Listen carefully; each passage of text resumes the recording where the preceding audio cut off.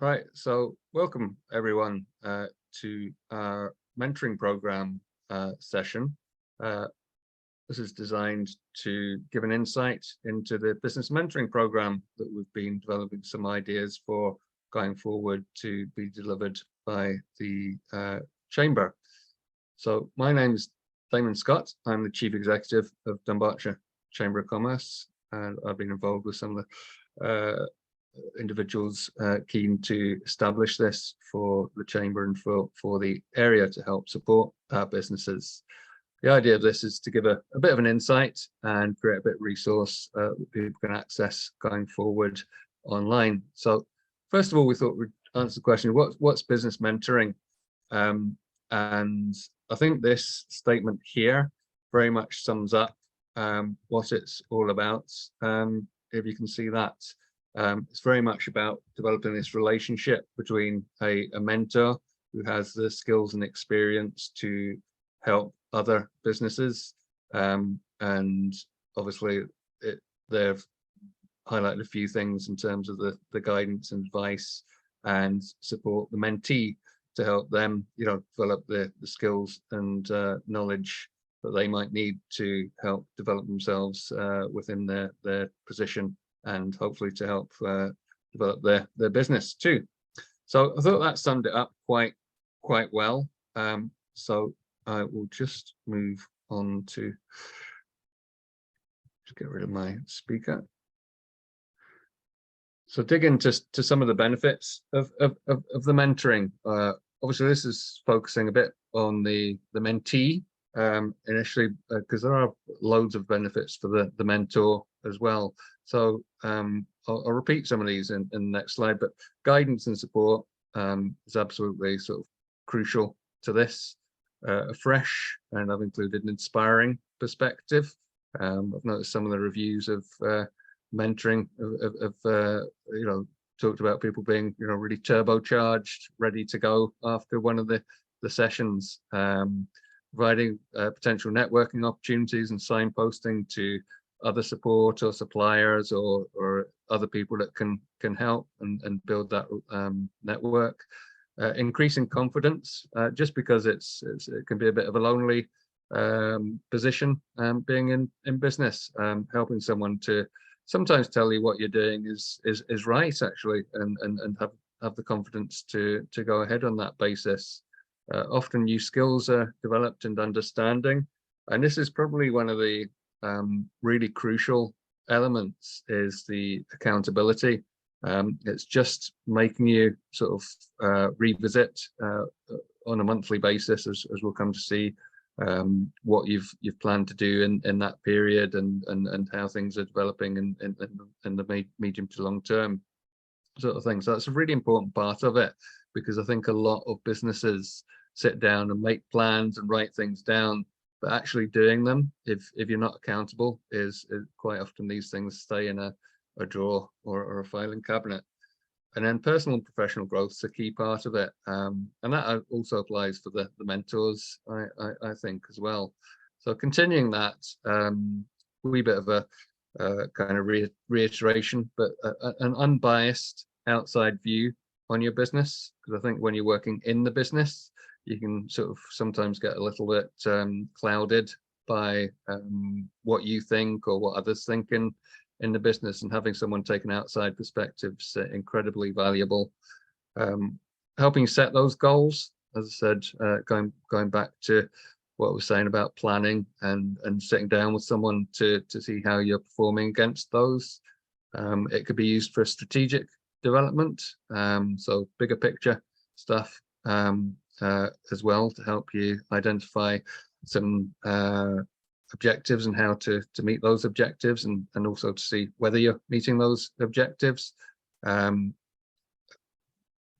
think I might touch there, it's very much looking at pain points and how to overcome challenges within your business to maybe unlock opportunities, and identifying and leveraging opportunities is the other key elements that I think a lot of mentors help mentees do. And I've included accountability again, just to reinforce how important that is. And I think very much supporting growth is really what most mentorships tend to be aiming to achieve.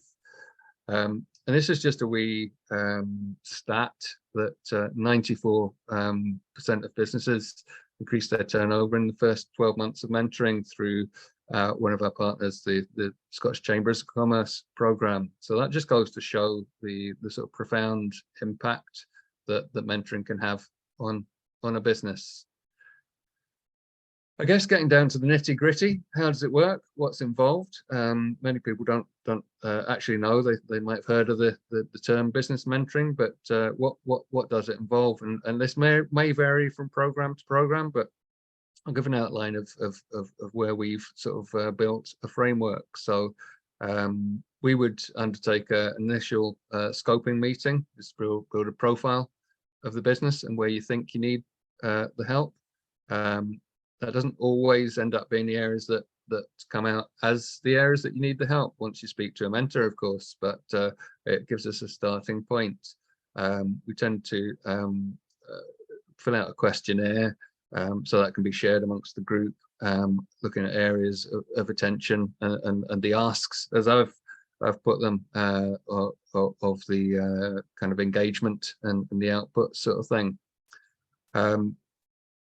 Key part of the process, obviously, matching with a suitable mentor. And I've put a question mark about the sector because we're having a discussion before I started this presentation, just to say it doesn't have to be someone within your sector that gives you the advice and support. There are a number of business challenges that are very true for all businesses, or for many businesses, that someone in that's had that experience and gone through those problems, maybe made the mistakes for you, can bring to bear and help you avoid making those same mistakes, or give you a smoother ride.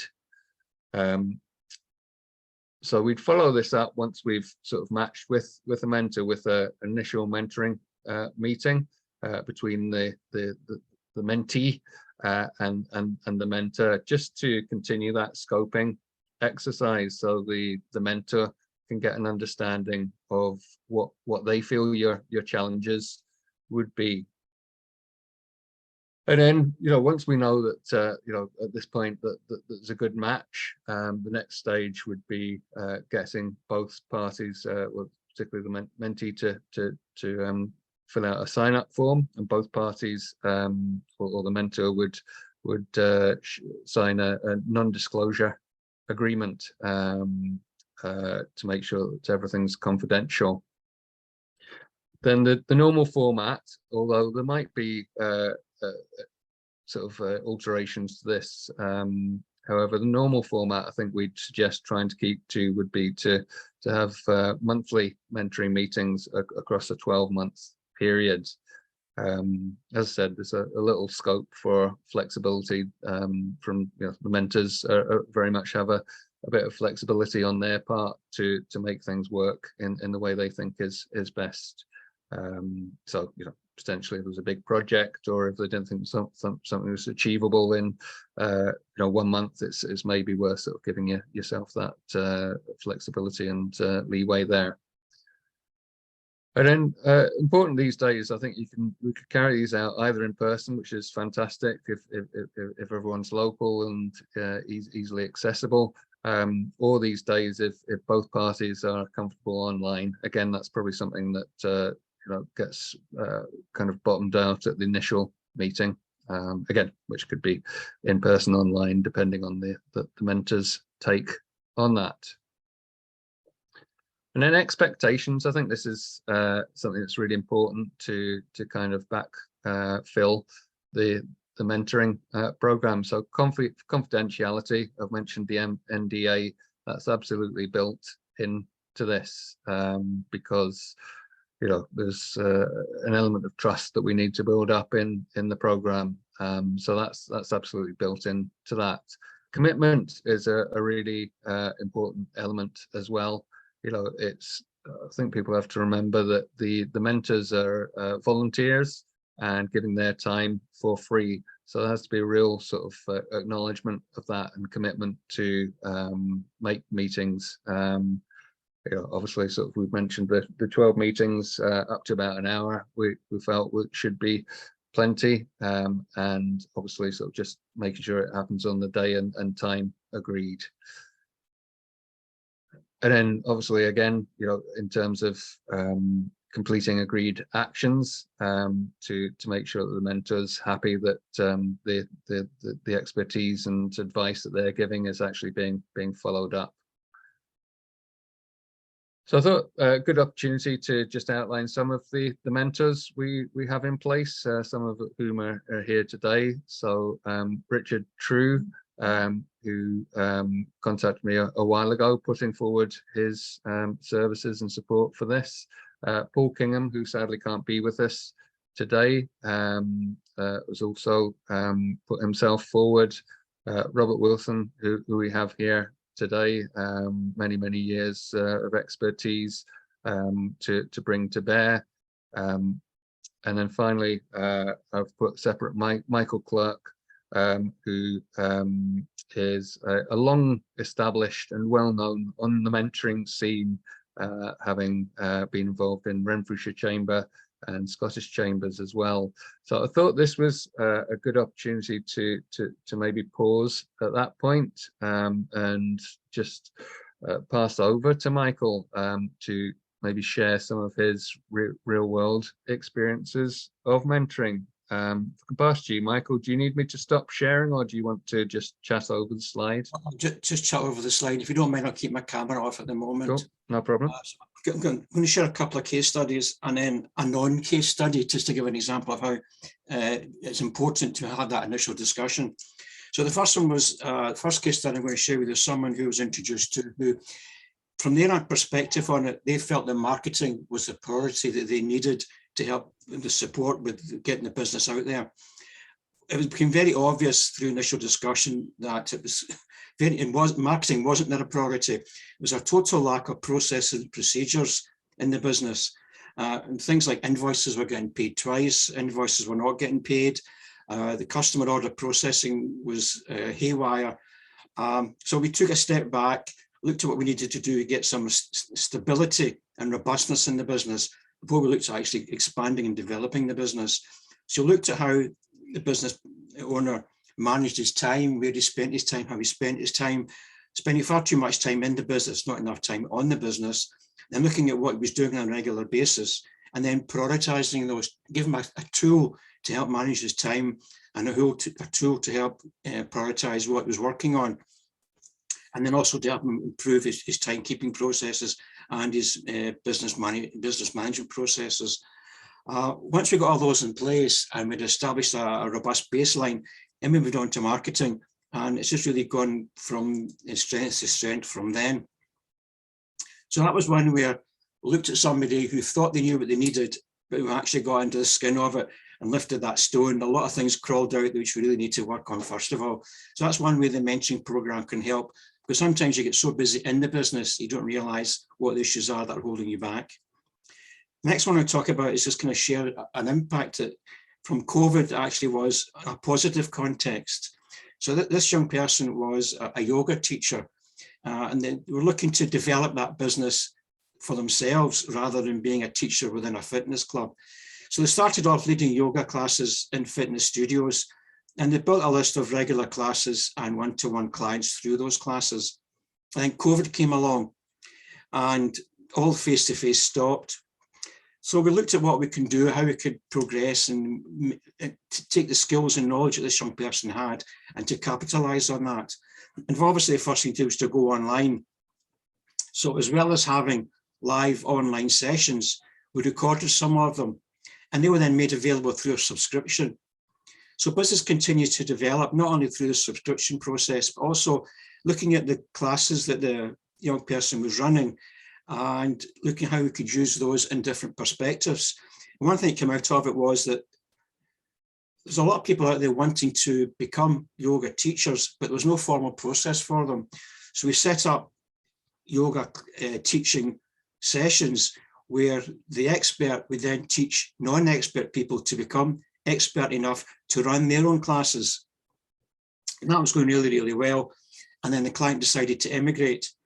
But the experience of through the whole COVID lockdown situation actually enabled her to develop a global business online, as well as still having some face-to-face clients.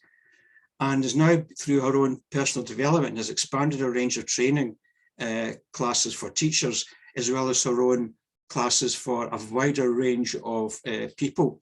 So sometimes when something like COVID comes along, you think, oh my gosh, what's going to happen? But you're taking that step back and looking at the opportunities, and actually becoming very much a very positive opportunity for that young person. And the third case study I'm going to share with you is a non-case study to a certain extent. I was introduced to somebody through one of the chambers who was had a successful business, but looking to move into another aspect of that business, a totally different perspective, using the same basic skills. But what they didn't realize, until we had that initial discussion, was that the business they wanted to get into was very heavily regulated and they had no background in it. But it wasn't a mentor they needed. It was actually somebody to train them and coach them in that new business. So obviously from that perspective, the mentor program couldn't go ahead. But sometimes having that initial discussion is really, really important to find out just how appropriate the mentor program is to that individual and their business aspirations. So that was 2 case studies where the mentoring really, really helped people to establish and grow their business, but also shows that sometimes mentor's not appropriate for where they are within that business. So I'll leave it there, Damon, and pass it back to you. Fantastic. No, I think that's a really good point, actually, Michael. And in terms of the input that mentors can have, it may not be the 12 months, but it might just be an absolute nugget, having, you know, initial sort of insight into the business that is almost as valuable in terms of sending them down a slightly different route, pretty much. So I think that absolutely valid there, and thank you very much for those the very poignant case studies there to give an understanding.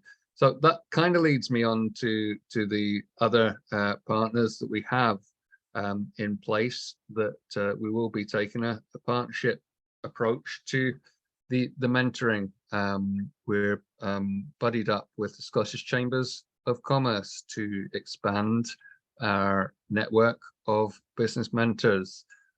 So we have hundreds of experienced business people willing to share their time, advice and expertise. We've also worked closely with RBS, who have within some of their programs an element of mentoring as well.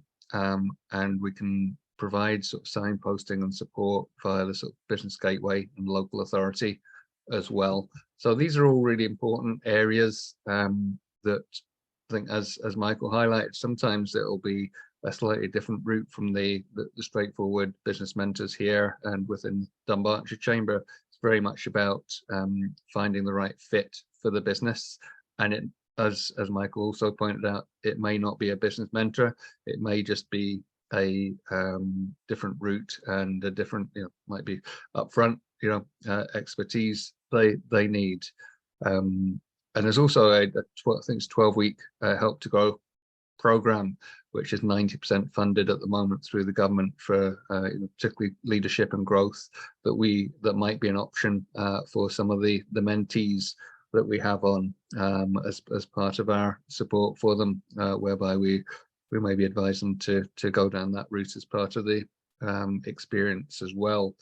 The other thing I thought would be useful before we kind of round up is that quite often the mentors are retained by the businesses beyond the mentoring kind of program, and I think you know, quite a high majority within Michael's experience stay on and set up a more a kind of formal support relationship to retain some of that expertise that they've had in the first 12 months. So that's something else to consider, and we will be building a number of those, a bit of that information into our own mentoring program, so that either when the mentees finish the 12 months, or potentially there may be some that just want to sort of engage directly with a mentor on a commercial basis as well. So that's just something to bear in mind, and it's quite telling that the businesses see such a value to the relationship, the engagement, and the value that they get out of the mentoring program. They do continue that relationship beyond the 12 months. So Q&As, I think I'll skip over, but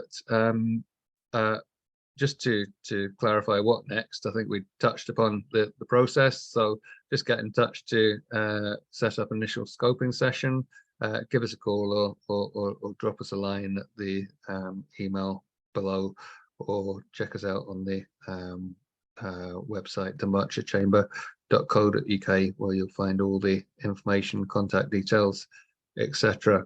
So well, thanks everyone for joining us today. Hopefully that has captured everything in sort of a fairly concise amount of time, and given a bit of an insight into what the mentoring program is about, and helping some people establish whether it's right for them. And please do, we look forward to